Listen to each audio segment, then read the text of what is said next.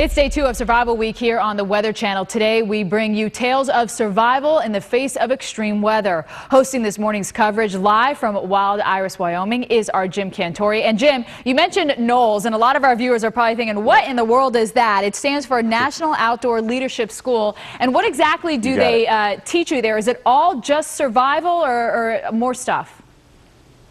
Well, Steph, when you think about it, if you go on a week hike out in the wilderness with a guide, you certainly want that guide to be very knowledgeable about what's going on. You want him to be able to recognize signs of people that aren't doing well out there, hypothermia, altitude sickness, things like that. So these guys teach you exactly what that's all about. And Jamie's going to talk about hypothermia, and which is probably one of the biggest things that you have to concern yourself with out there, right, Jamie? Yeah, certainly when it's cold, Jim.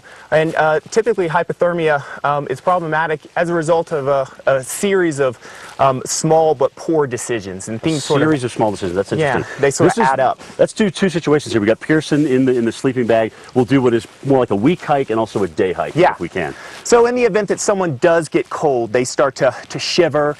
You know, we call it the umbles. They're stumbling and mumbling. Right. What we can do is wrap this person up with a pad and a sleeping bag. We sort of make a burrito and protect them from the elements. And essentially what we're trying to do is trap in their own body heat so that they can shiver themselves back to warm. So wet clothes come off first. All the wet clothes come off. We got to first. get them dry, and then we want them to heat themselves. Right. And if there's another person here, they're making things to warm the person as well. They could be setting up a shelter, making hot drinks, and sort of helping with that situation. What if you're on your own?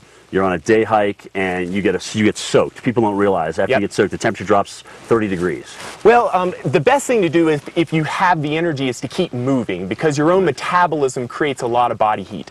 But if you were hurt and you needed to stop, what you could do is essentially get in dry clothes, protect yourself from the elements. You could insulate yourself from the ground with some sort of padding. Okay. And if you carry an emergency blanket, you could essentially create one of these just by wrapping this around yourself. And I would try and get out of the wind. You're worried a little bit of wind here. This is going to protect you from the elements, but it's also going to trap in your own body heat. If you had a candle, you could actually wrap this whole thing around you and sort of seal it off, and carefully you could warm yourself back up, and eventually you would shiver yourself back to warm. And that is an essential piece of equipment on a day hike. I think so. This is so light, right? Piece. It's easy to put in your bag. Yep.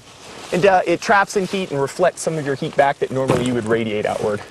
So what's the takeaway here? What do you want people to know when they're out on a day hike or even a week-long hike? Don't tolerate getting cold. You really have to stop and fix the problem before it happens. So if you start getting cold, you know you've got a hat in the bag, pull it out, put it on. As soon as you start to get a little chilly. Yeah, it's just you can't tolerate getting cold, because once it starts to add up, it's a lot harder to fix.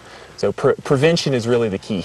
And basically hike with another person and let someone know where you're going initially, right? And then obviously you have to have the right equipment, the right clothing. Right. So. All right, awesome. Great. Jamie O'Donnel, ladies and gentlemen, with NOLS. And Pearson, how you doing down there? Pretty warm. It's pretty. You're pretty warm, aren't you? I mean, it didn't take long to start feeling the heat. No, not at all. Awesome. So, guys, that's what we want you to obviously get into a situation like that where you're not cold. If you get hypothermic, if you get wet out in the cold, you don't realize it. But Stephanie, even when we're standing out in a hurricane for especially 3-4 hours and it's 80 degrees and humid, you can get hypothermic even when it's 80 degrees outside, and people don't realize that. So it's the fact that the water is taking away your body heat. Yeah, good conductor there. And Jim, it also depends what you have on your feet. A lot of people wear sandals, but boots are a better idea for that type of thing as well. All right, Jim, we certainly appreciate that. The question is, have you ever faced a life or death weather situation? We want you to answer on our Facebook or Twitter page, yes or no, and keep your comments coming so we can share them with others. Mike?